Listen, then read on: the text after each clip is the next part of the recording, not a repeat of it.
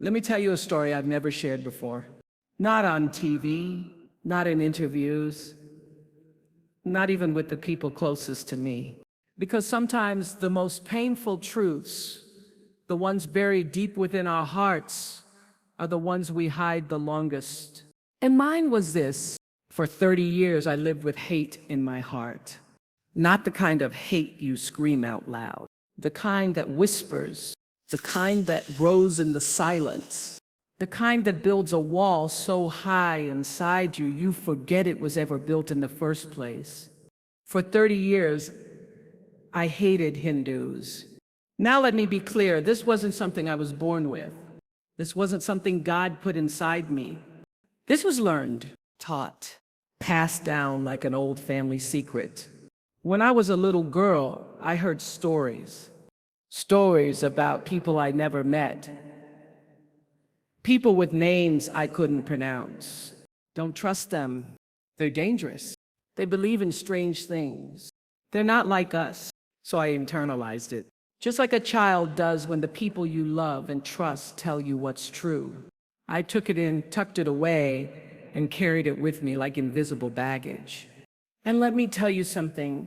When you carry hate, it weighs more than anything else in the world. It doesn't just live in your thoughts. It shows up in your actions, in your choices, in the people you refuse to know. I didn't hire Hindus, didn't befriend them. I didn't sit next to them if I didn't have to. And every time I saw something in the news or in a movie or online, I filtered it through that same toxic lens. They're not like us. I built an entire belief system out of ignorance. And the most dangerous part, I thought I was right. But then life did what life always does. It broke me. And then it built me back up in the most unexpected way. It was the year I turned 50. I was on a retreat in the Himalayas, trying to reconnect with myself, trying to quiet the noise. And I fell sick. Not just a little cold, dangerously sick. Virus, high fever, dehydrated, delirious. No hospital nearby, no phone service, no staff around me. I remember laying on that cold floor, gasping, sweating, crying. And just before I passed out, I saw someone standing over me. A man in saffron robes, skin like bronze, a Hindu monk. I remember thinking, this is how it ends. This is who sees me out of this world. Even in that moment, dying, I felt the old prejudice whisper. Even then, but it didn't matter to him. He didn't ask what I believed. He didn't care what hate I carried. He picked me up, fed me water, cleaned my sweat, chanted prayers over my body. He stayed up for 48 hours straight, tending to me without sleep, without judgment, without resentment. When I woke up, my first words were, "Why did you help me?" And he smiled, the kind of smile that stretches through the soul. He said, "Because you are life. You are light. We don't help people for who they are. We help because of who we are." That moment shattered everything. All my walls, all the beliefs I clung to, all the hate I justified. And I wept for the first time in years. I wept like a child. Not just because he saved my life, but because I finally saw the truth. Hate is a prison, and love is the only key. That man, whose name I later learned was Arjun, he gave me more than medicine. He gave me freedom. Freedom from the sickness in my body, and freedom from the sickness in my soul. I came back to the States a different woman, humbled, broken open, rebuilt with grace. I reached out to the people I had distanced. I made space in my world for what I didn't understand. I read Hindu texts, not to convert, but to comprehend. I visited temples not to worship, but to witness. And I sat at dinner tables with people I once avoided. Because healing doesn't just happen in the body. It happens in the heart. And today I stand before you not as a woman who had it all figured out, but as a woman who had to be saved. Not by fame, not by fortune, but by the kindness of someone I once hated. So let me say this to anyone listening. If you carry hate, if you carry fear of the other, If you've been taught to judge someone because of where they're from or what they believe, let it go. You don't know whose hands will hold you when you're falling. You don't know whose heart will bring you back to life. And if you're lucky, if you're really, really lucky, you'll have your own arch, your own wake-up call, your own resurrection, because hate will chain you. But love will save your life. When people talk about hate, they often imagine something loud. They think of shouting, violence, maybe even anger that explodes. But hate doesn't always show up with its fists clenched and its voice raised. Sometimes hate whispers. Sometimes it creeps in slowly, like smoke under a door. And the most dangerous thing, it can settle inside you long before you even realize it's there. I didn't wake up one day and decide to hate Hindus. That wasn't my choice. It was something I inherited. And I want you to really understand that, because I think a lot of us are walking around carrying beliefs that were never truly ours to begin with. When I was a little girl, I was shaped by the voices around me, just like we all are. I remember sitting in rooms where adults I loved and trusted talked about those people like they were threats. Strange. Not to be trusted. I didn't even know what a Hindu was back then. I didn't know the difference between Hindu, Muslim, Sikh, Buddhist. I just heard that they were different from us. And different always seemed to mean dangerous, less than, wrong. As a child, you don't question these things, you absorb them. You accept them because they come from people who feed you, clothe you, raise you. It feels like survival.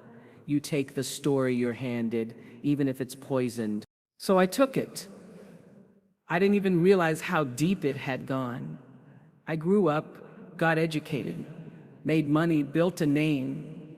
But that story, buried beneath my success, remained untouched. I didn't make friends with Hindus.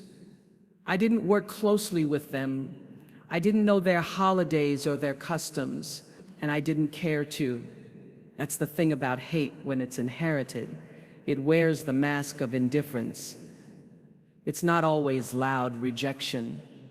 Sometimes it's just quiet dismissal, a door that never gets opened, a call you never make, an application you pass over, a judgment you don't even notice you've made.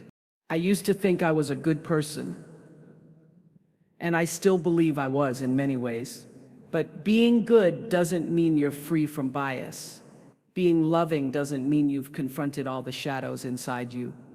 And in my case, that shadow was long, deep, and silent. It followed me into adulthood, into boardrooms, into relationships. I never said it out loud. I didn't have to. My actions said enough.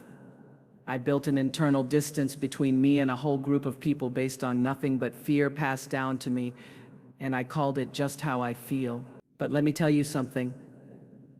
Just because a feeling is familiar doesn't mean it's right.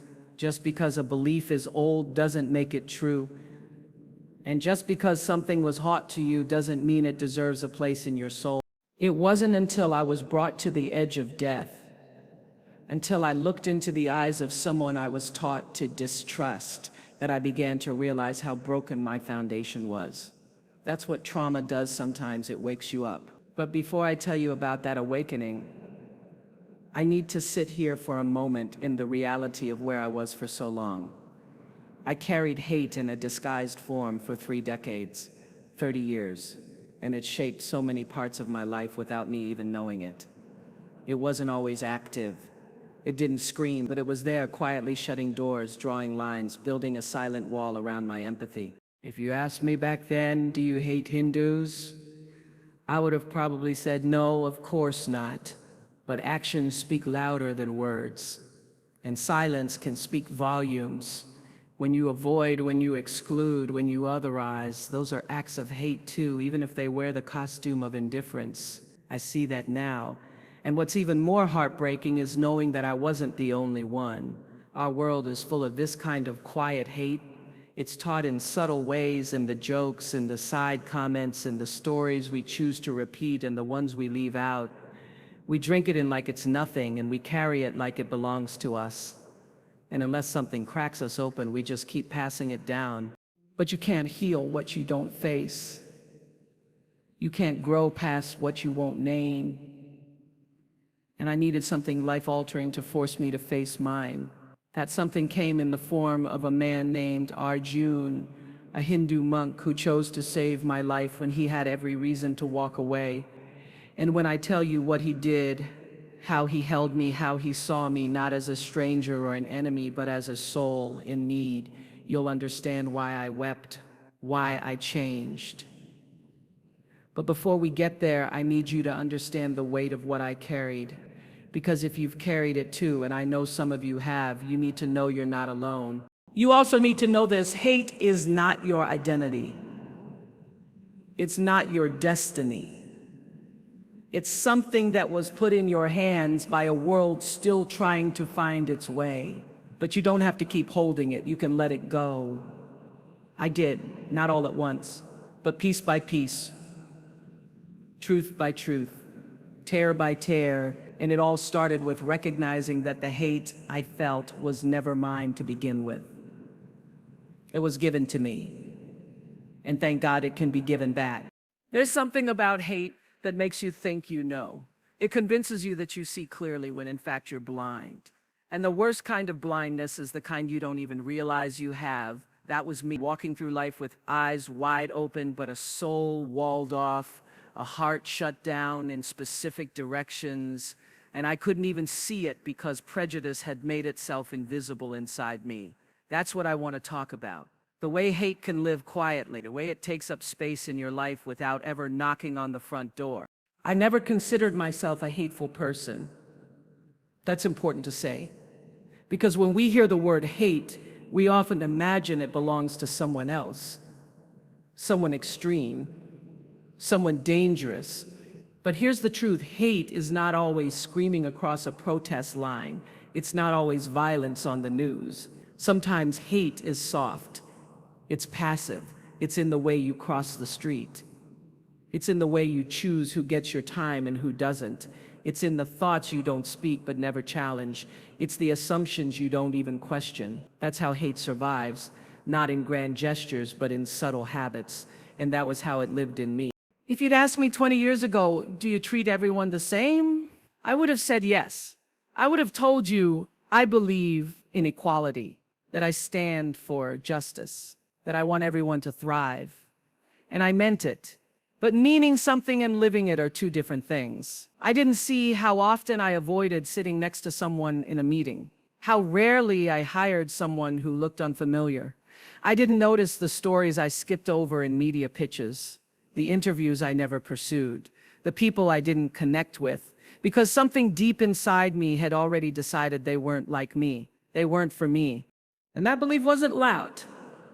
It didn't come at me with red flags and warning bells. It came in a whisper, a hesitation, a feeling in my gut that I trusted without examining. That's what quiet hate does. It masquerades as instinct.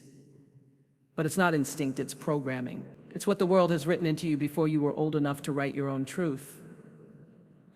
And unless you stop and ask, where did this come from? Why do I feel this way? It just keeps living in you, quietly, patiently, turning you away from entire communities before you even realize you're looking the other way. There's a story I've never told, but I'll share it now. I was in a meeting once years ago with a young producer. He was talented, sharp, passionate. He had an idea for a segment about Hindu communities in the US, their values, their families, their struggles, their celebrations. He said, "Oprah, this could open a window into a world many Americans don't know about." And I nodded, smiled, told him we'd circle back, but we never did. Not because it wasn't a good idea, it was, but something inside me filed it away under not relatable, too foreign, not us. I didn't say those words out loud, but I didn't have to. The decision was already made in my subconscious. That moment stayed with me because later, when everything changed, I remembered that young man's face, the disappointment in his eyes, and I realized how many bridges I never even tried to build because I didn't see the people on the other side as part of my world. That's the blindness I'm talking about, the kind that lets you walk past suffering without feeling, the kind that keeps your heart closed, not out of malice, but out of inherited fear. And what makes it even harder to face is that it doesn't feel like hate. It just feels like normal, like preference, like logic. Oh, I just don't connect with them. They're not my audience. That's not my culture. But underneath all of that is the same root: separation, otherness. The belief that someone is fundamentally different from you and therefore less deserving of your curiosity, your empathy, your love. I wish I could say I woke up one morning and realized all this, but I didn't. It took life dragging me to the edge of death. It took a stranger's compassion, someone I was conditioned to fear, to open my eyes.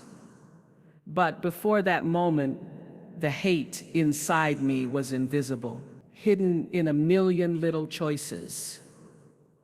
That's what I want people to understand. You don't have to yell to be part of the problem. You don't have to join a hate group.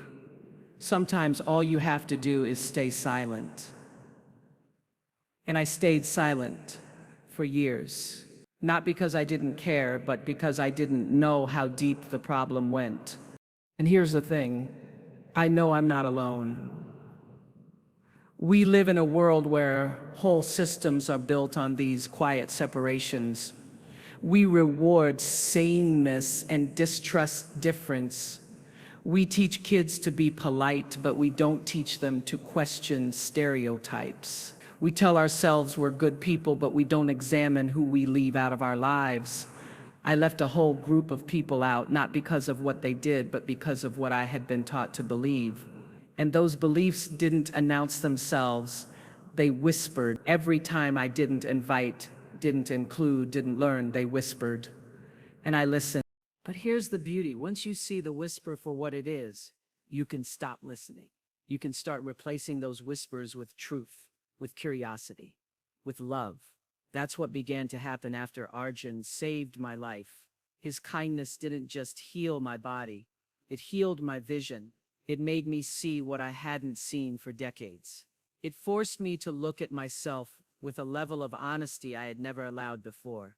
And it was painful, it was humbling, but it was necessary. Because if hate can hide quietly, so can healing. Healing can begin in the smallest of moments. One question, one conversation, one act of compassion. That's how we begin to change. Not by shouting louder, but by listening deeper. Not by claiming perfection, but by confessing imperfection. I lived 30 years with hate disguised as indifference. But it only took one moment, one man, to start unraveling the lie. There's something about pain that reveals the truth. I've always believed that pain doesn't come to punish us, it comes to wake us up. And I've had my fair share of it, the kind that breaks you down, strips you of everything you thought was solid, and leaves you standing naked in your own soul. And when that kind of pain hits you, you don't ask big philosophical questions. You don't worry about how you look or what you've built or what people will say. You just want to survive. You want to breathe. You want anyone to see you, to help you, to hold your hand while you tremble. That's where I was when my world changed. I had traveled halfway around the world, hoping to escape the noise, to find a little peace after a season of burnout.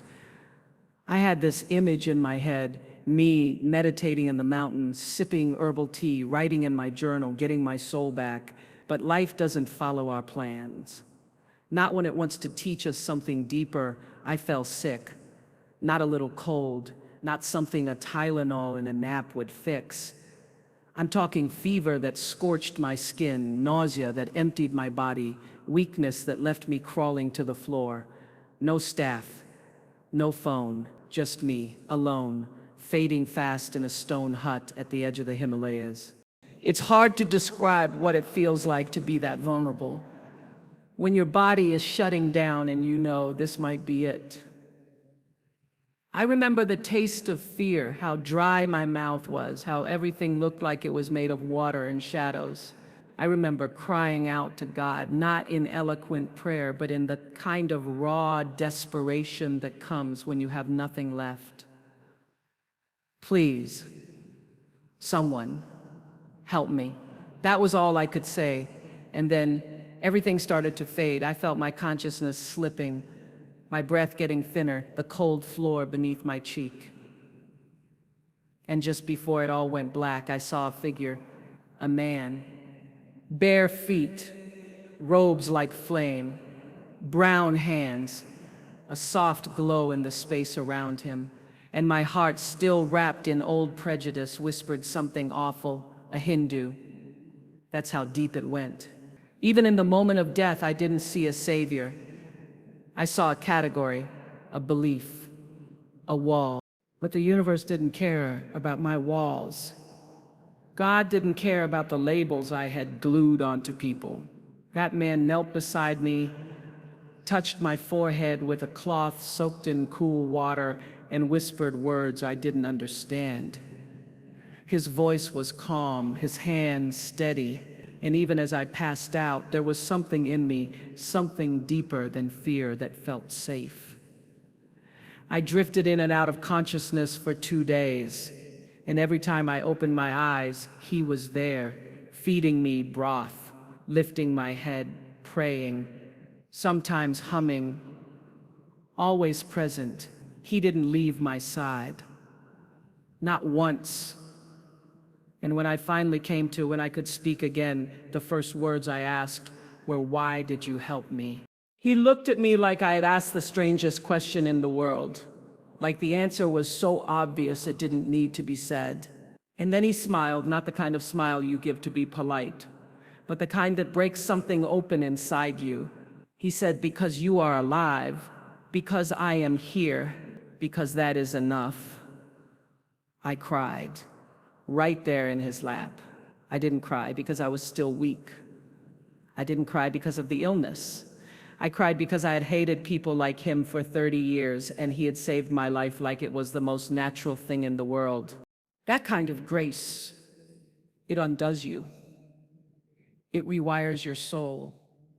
In that moment, I wasn't a TV host or a celebrity or a woman with a painful past. I was just a human being who had been loved by someone she was taught to fear. And that love, in the rawest, purest form, didn't ask for apology. It didn't demand an explanation. It just acted, without hesitation, without resentment, without agenda. That's what true compassion looks like. It doesn't calculate. It doesn't wait for conditions to be right. It simply is. And that's when I began to understand what transformation really means. It doesn't happen when life is good. It doesn't happen when you're comfortable or certain or in control. Transformation happens when you are broken wide open, when everything you believed is laid bare, when someone shows you a kind of love you never thought you deserved, and they show it to you not with words but with actions. That's what Arjun gave me. He didn't just save my life. He saved my ability to love, to trust, to feel beyond the stories I'd been given. And here's what I learned in that room, on that cold floor. Sometimes God will send your greatest teacher in the form of the person you were least willing to learn from. Sometimes the very people you pushed away will be the ones who bring you back to life. And when that happens, when you see that grace in its most unexpected form, it changes you forever. I left the Himalayas with more than my health. I left with my soul rearranged. I left with the taste of humility and the ache of regret and the first breath of true awakening. I started to ask myself questions I had avoided for decades. Who taught me to hate? Why did I believe them? What part of me still clings to separation? And how do I make it right? And here's the truth, you don't fix hate with guilt.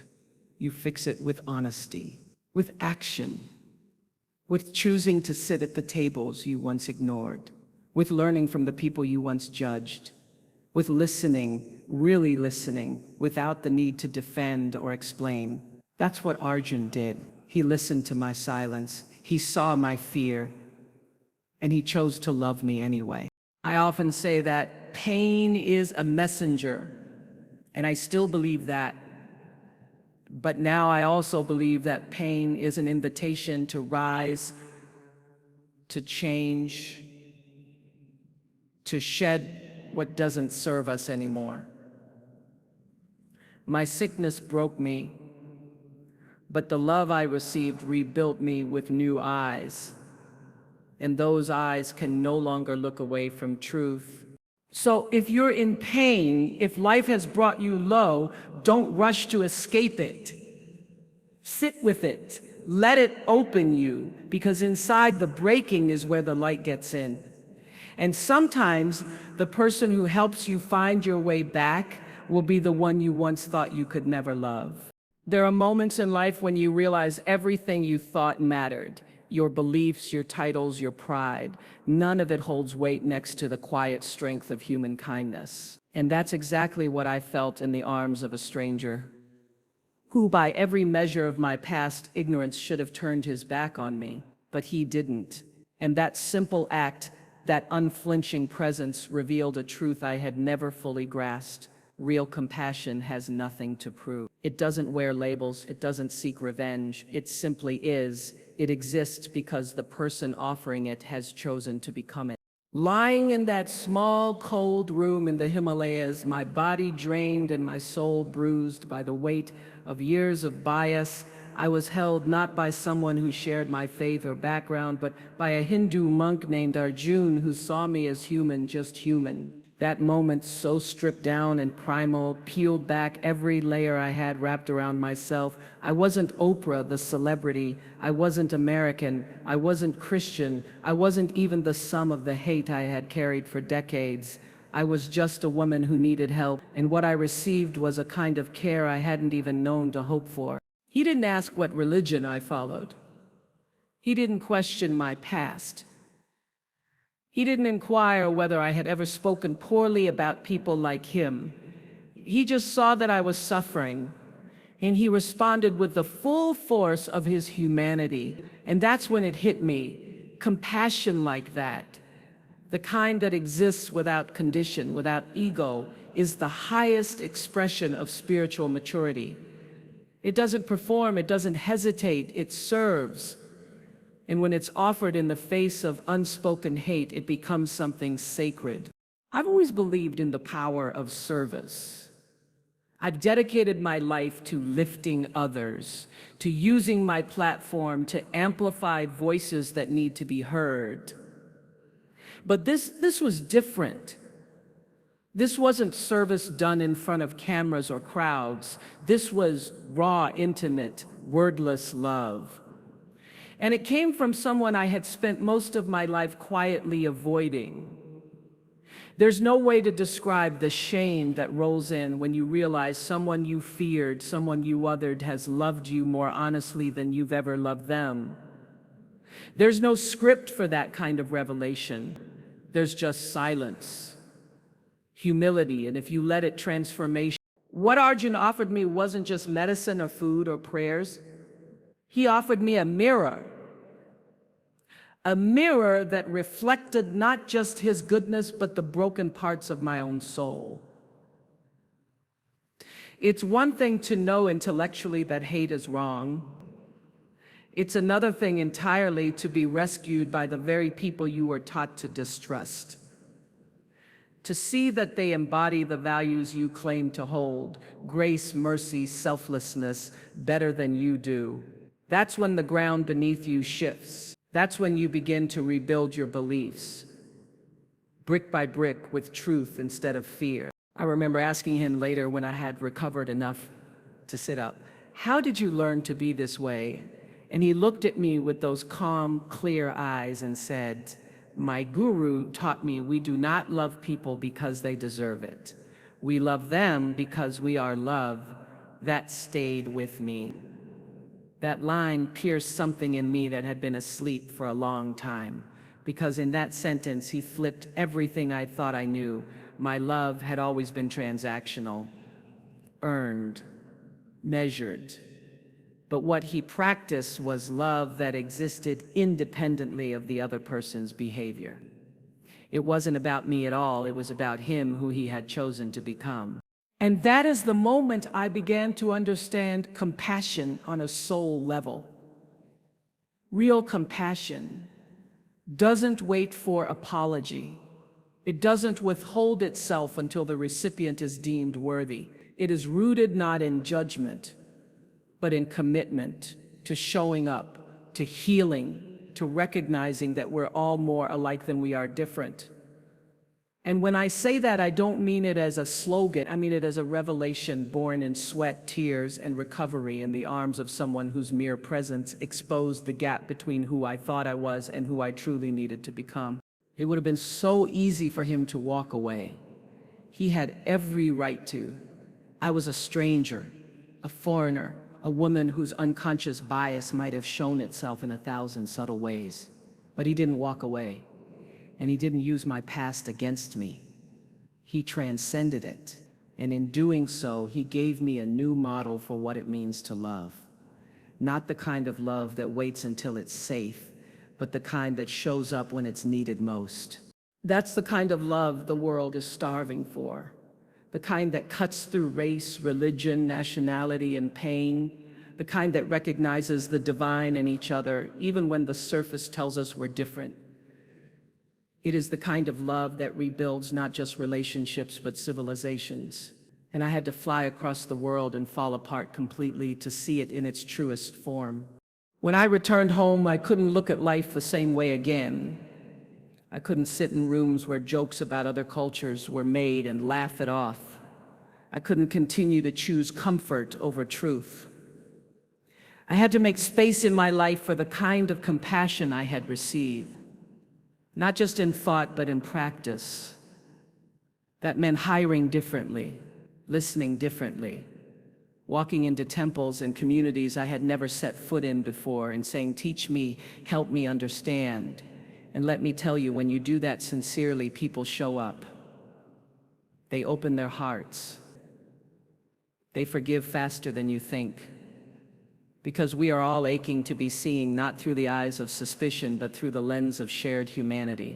I don't know where Arjun is now. I don't know if he'll ever hear these words. But what he gave me has never left me. His compassion didn't just save my life, it redefined it. It taught me that the highest spiritual practice isn't chanting or fasting or even preaching. It's showing up when someone is suffering regardless of who they are and saying, you are not alone, I am here, and I will love you through this.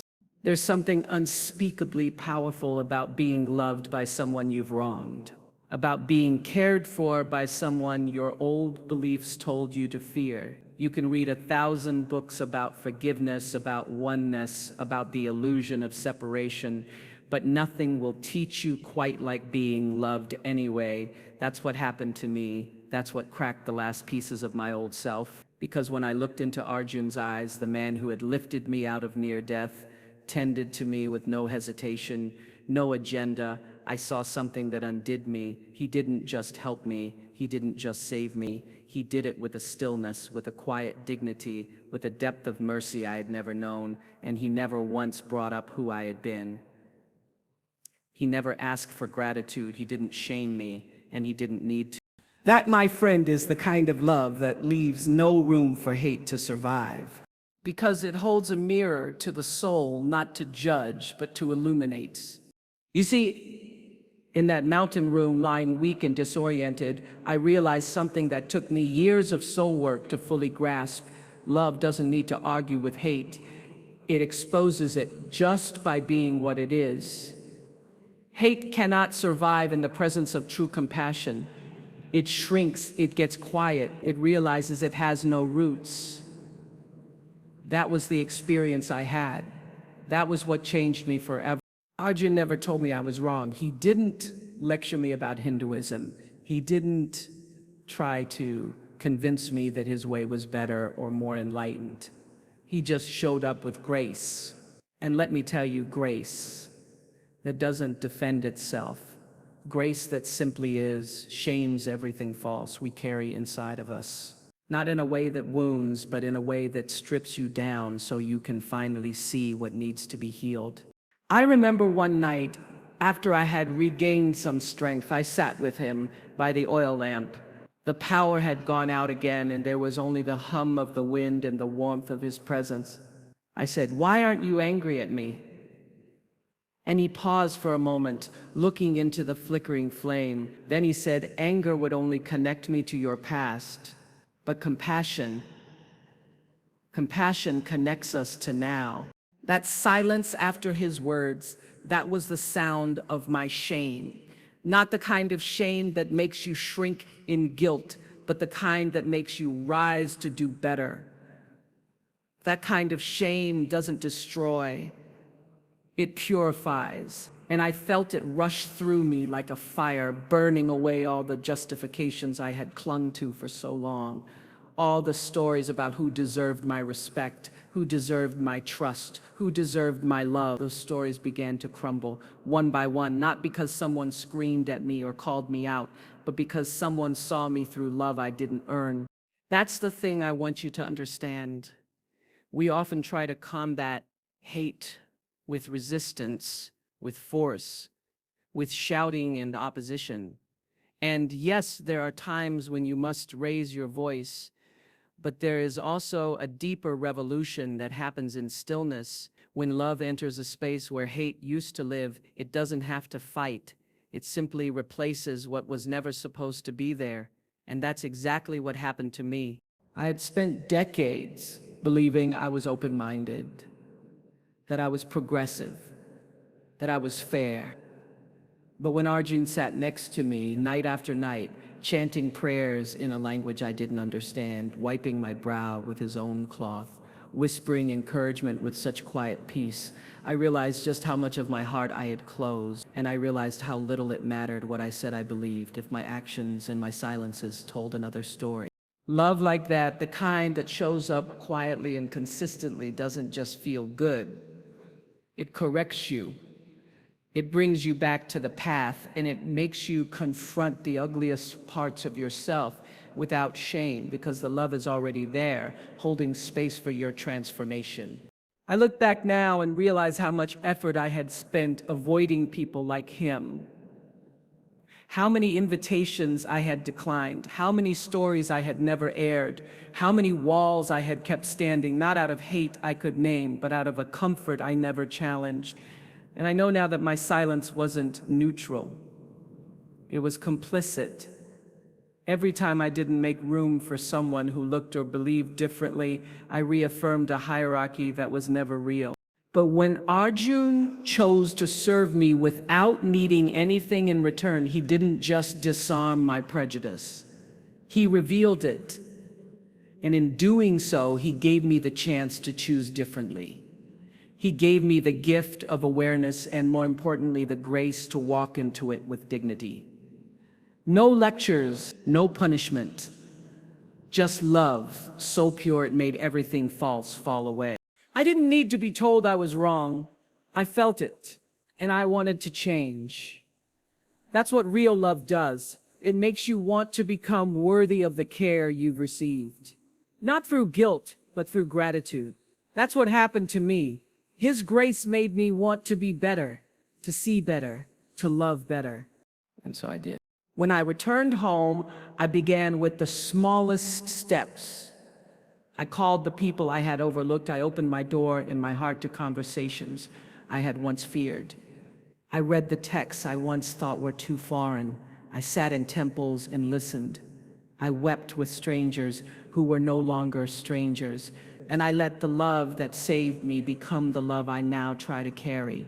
Because love, real love, doesn't wait for you to be ready.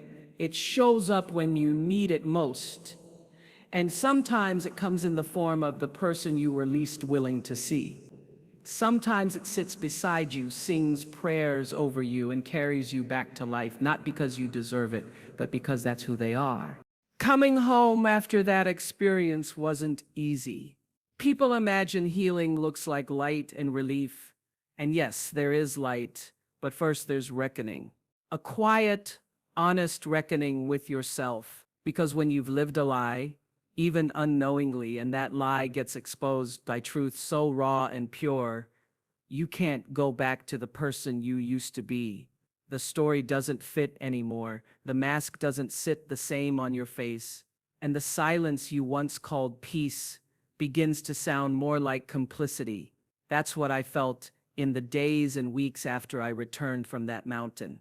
Not just gratitude being alive, but the weight of what I had to answer for. The work that still needed to be done, not in the world, but inside me. The world I returned to hadn't changed. The biases were still there.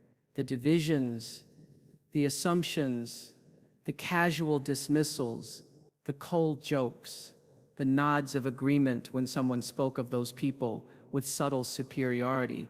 But I had changed. I had seen the face of love that had no reason to love me, and it branded something onto my soul, a kind of quiet fire, a responsibility, because once you've been given grace like that, you owe the world something back. Not payment, not performance, just honesty, just the decision to live differently.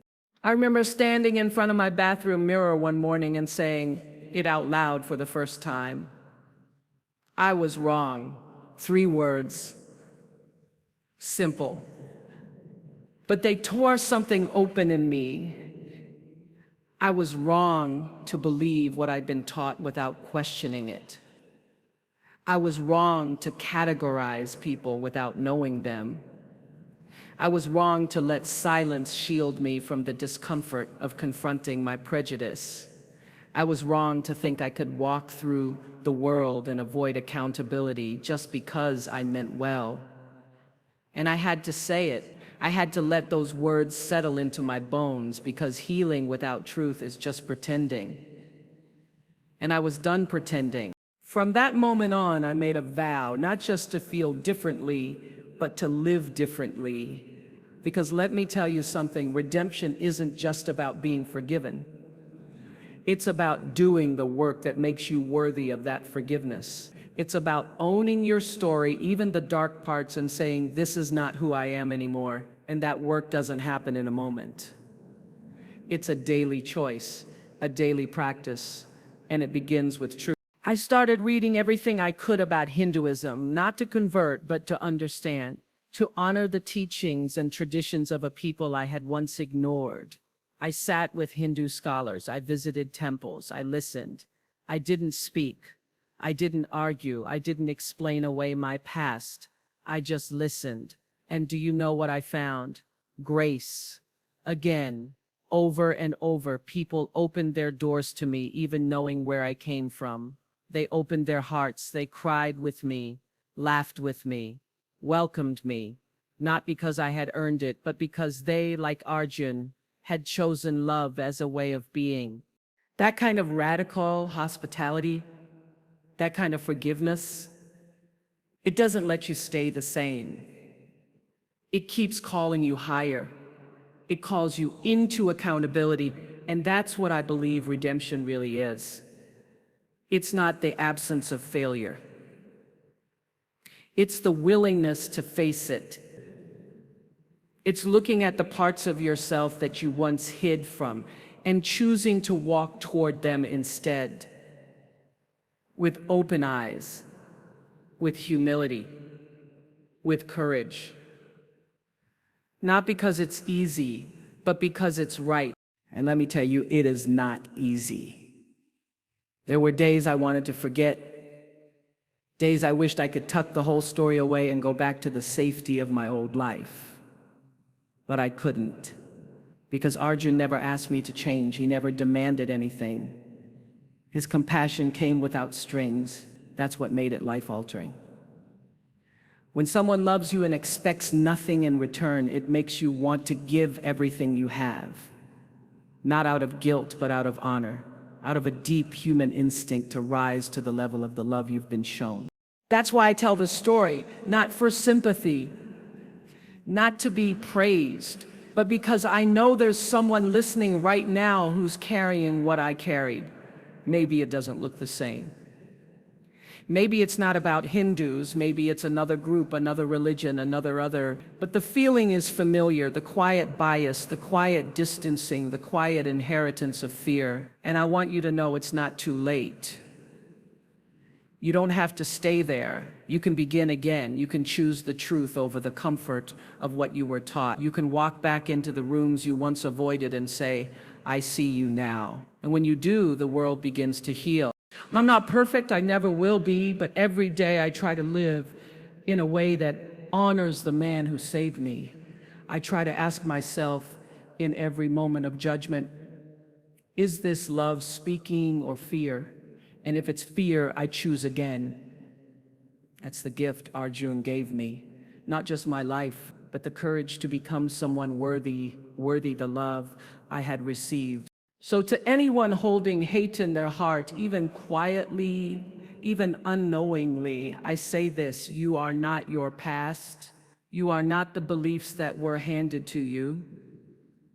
You are not the silence you've kept. You are a soul capable of transformation. And that transformation begins not when someone else proves you wrong, but when love proves you wrong. When love steps in, unexpected, undeserved, and says, you still belong, you are still worthy, and there is still time. That was the moment my story changed. And it's the reason I stand here today, not as someone who lived 30 years of hating Hindus, but as someone who was humbled, broken, and rebuilt by the very people I once refused to see. And I will spend the rest of my life seeing them. Truly.